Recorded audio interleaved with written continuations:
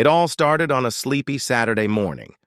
I had just brewed a fresh pot of coffee and was standing in my kitchen, watching the morning light pour over my quiet cul-de-sac. I live on a 3-acre lot in a semi-rural community, far enough from the chaos of the city but close enough to grab a decent pizza. My house stood at the edge of the HOA boundary. In fact, I was one of the few homes not technically in the HOA. When I bought this place, that detail was a big selling point. No arbitrary fines, no approved mailbox nonsense, and best of all, no HOA drama. At least that's what I thought. I took a sip of coffee and wandered over to the garage window. That's when I saw it. Not one, but 2 massive Ford Raptors, parked inside my garage. My garage. I blinked, then did a double take.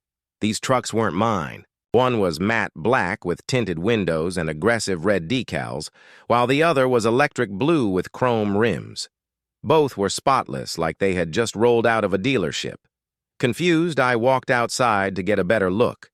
My garage door was still up from the night before. I'd left it open because I was working on a home gym setup, and my property was usually safe. But apparently, someone took that as an invitation. I circled the Raptors, looking for clues. No notes, no keys, nothing. Just 2 beasts taking up my entire 2-car garage.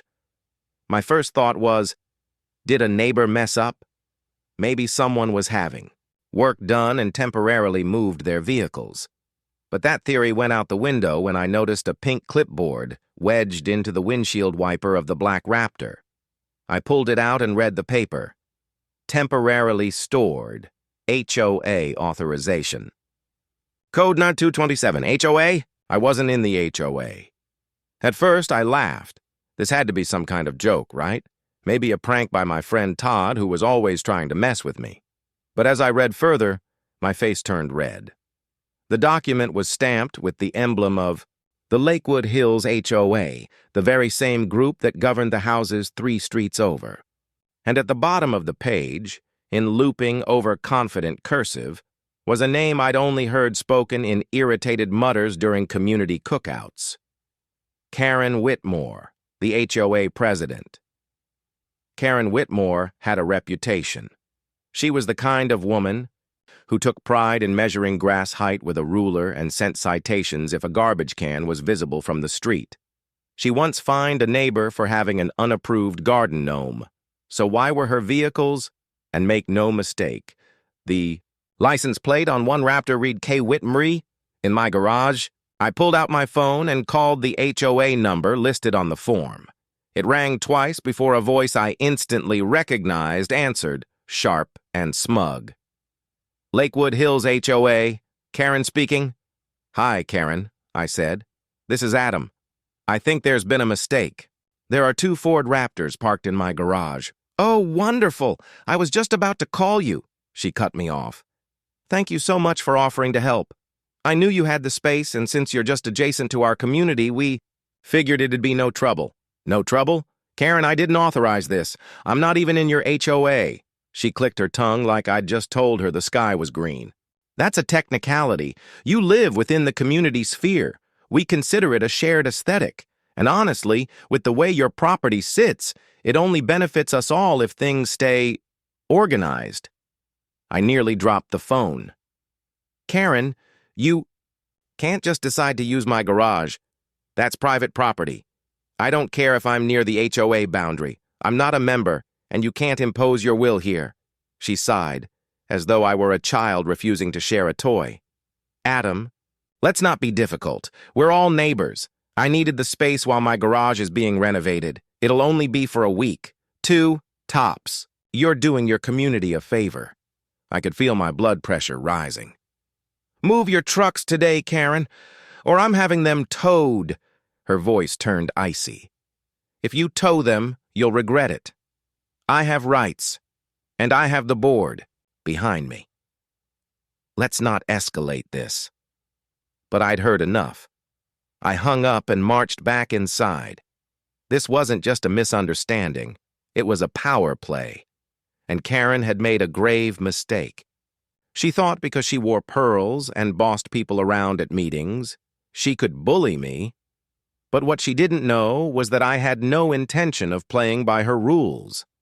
I'd dealt with egotistical people before, in my job as a property manager. I'd navigated worse politics than this. She had parked her dominance in the wrong driveway. I called a tow company and explained the situation. They hesitated at first. Two high-end trucks and a homeowner feud sounded messy, but I offered a generous tip. As they pulled into my driveway an hour later, I watched from the front porch, sipping the same cup of coffee, now cold. The drivers admired the Raptors, then shook their heads when I showed them the clipboard. "People think they own everything," one muttered as they hooked up the black Raptor. I smiled. Not today. As the trucks disappeared down the road, I knew the war had just begun. Karen would come storming in like a hurricane of passive aggression. But I was ready. I wasn't just going to push back, I was going to make her regret.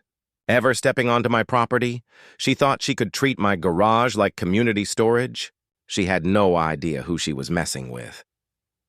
The next day, I bought security cameras, reinforced my gate, and printed out large signs that read, "Private property. Trespassers will be prosecuted." Karen hadn't just parked two trucks. She parked a battle right at my doorstep. And I was just getting started. The following morning, I woke up early. Not because I was eager to get on with my day, but because I had barely slept. The sheer audacity of Karen's move, the double dose of her entitled behavior, and the HOA's gall to get involved when I wasn't even part of their jurisdiction. It all looped in my head like a broken record. After coffee and a moment of stillness, I decided to stop reacting and start responding with strategy. First, I revisited the security footage. I scrubbed through the night's recording until I saw it. Karen, accompanied by a younger guy who looked like her son, driving up with a second Ford Raptor. They pulled into my driveway as if it were their birthright. She even exited her vehicle, pointing at my house like a general ordering troops, before laughing and walking off like she had just completed a successful mission. I exported the footage, time-stamped, and saved it in 3 different formats. One copy went to the cloud, another to a USB I kept on my keychain, and the third to my lawyer, Alan Benson. Alan had been my family's attorney for years. When I called him to explain the situation, he didn't laugh. He knew me better than that. "You're telling me 2 trucks are in your garage without your permission, and the HOA's backing them up?" he asked. "Not just that," I said, pacing. "They claim my garage is community storage.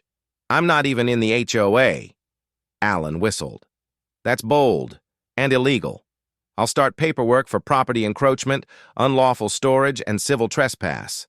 If they really want to press this, we'll be ready." After that call, I felt the first twinge of control return. But I wasn't done. I took detailed photos of the trucks inside my garage and called a private towing company I'd worked with before during construction projects. They were no-nonsense types, not afraid of HOA drama. "Can you haul 2 full-size Ford Raptors out of a garage?" I asked the dispatcher. "Depends," he replied. "Is it legal?" "I own the garage." "They don't." "Then we're there in 30. 2 heavy-duty tow trucks showed up with a team of 4 guys. One of them, Raul, walked through the situation with me, nodding at every point. We went inside, unlocked the garage doors, and revealed the 2 gleaming Raptors, one white, one matte black, parked as if they belonged to a car show. "You sure you want us to move these?" he asked. "I'm more than sure. I want them parked right outside HOA headquarters, right on their damn sidewalk." Raul grinned. "That's a delivery we'll enjoy." They rigged the trucks up, careful not to damage them. I didn't want Karen turning this into a vandalism case. When they were ready, I followed the convoy in my Jeep. The HOA office was in the community clubhouse 2 blocks over, a modern building with glass windows, a marble entry, and a sign that read, "Welcome Homeowners," in a bubbly, cheerful font. The irony was not lost on me. We parked both Raptors side by side on the wide sidewalk leading to the front doors. They completely blocked the entrance. "Want us to take photos?" Raul asked.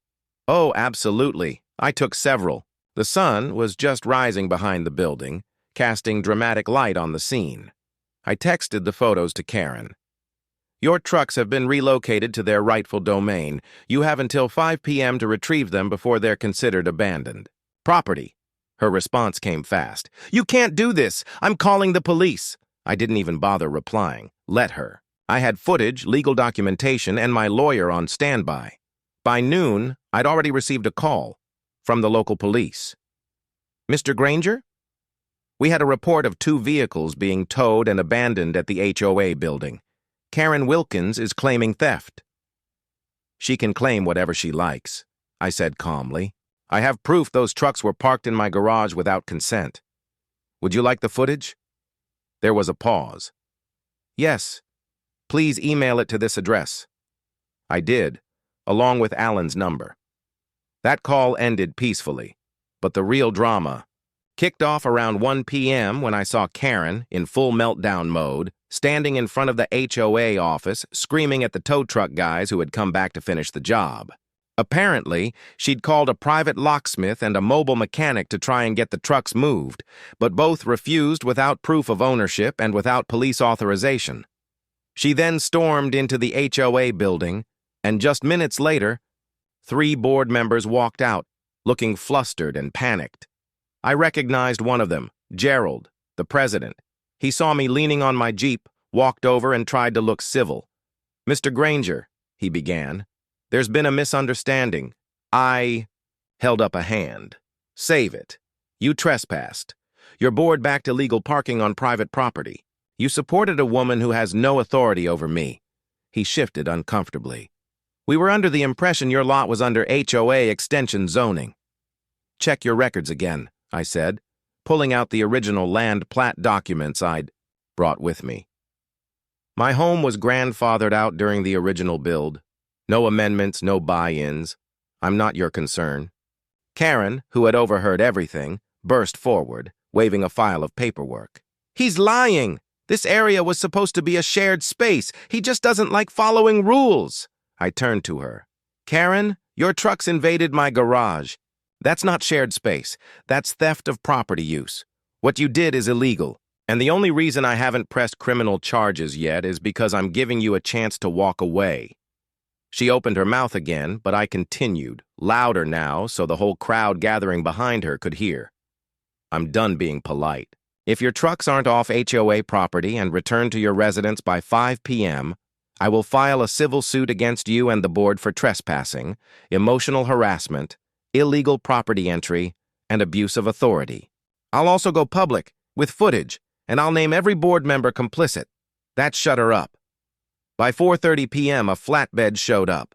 Both trucks were hauled away, with Karen pacing nearby like a caged tiger. She didn't say a word to me. Neither did Gerald, but the message was clear. Still, I wasn't satisfied. I didn't want this to be one of those petty HOA stories people forget in a week. I wanted a statement. So I hosted a community BBQ on my lawn the next weekend. I invited every neighbor, whether they were in the HOA or not. I also invited a local reporter who'd covered shady HOA dealings in the past. When they arrived, I handed them the footage, the police report, and the full timeline. The story ran the following Sunday with the headline, "Homeowner Outsmarts HOA and Entitled Neighbor in Garage Takeover Drama." The HOA started bleeding members after that. People got nervous. They saw that if it could happen to me, it could happen to them. Gerald resigned 3 weeks later. Karen disappeared from the neighborhood not long after. The for sale sign on her lawn, leaning slightly to the left, like it, was giving up too. Alan and I still pursued a small claim suit for the cost of the towing, legal fees, and damages. We won.